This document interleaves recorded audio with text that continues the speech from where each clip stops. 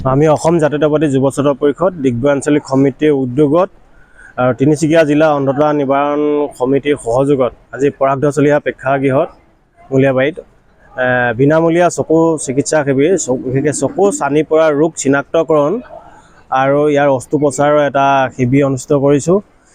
এই শিবিৰত যিসকলে ব্যক্তিয়ে অংশগ্ৰহণ কৰিছে সেই সকলোকে আমি ধন্যবাদ জ্ঞাপন কৰিছোঁ।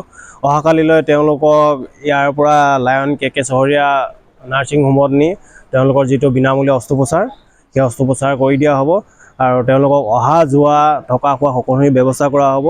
গতিকে আপোনালোকৰ সংবাদ মাধ্যমৰ জৰিয়তে যিসকল ব্যক্তিয়ে শিবিৰত অংশগ্ৰহণ কৰিলে সেই সকলোকে ধন্যবাদ জনাইছোঁ। অনাগত দিনতো আমি ৰাইজৰ হকে এনেধৰণৰ শিবিৰ অনুষ্ঠিত কৰিম বুলি প্ৰতিশ্ৰুতি দিছোঁ। এষাৰে আমি অসম জাতীয়তাবাদী যুৱ ছাত্ৰ পৰিষদে লগতে যিসকল ব্যক্তি আমাৰ এই অনুষ্ঠানটোত সহায় সহযোগিতা আগবঢ়ালে সকলোকে আমি ধন্যবাদ জ্ঞাপন কৰিছোঁ।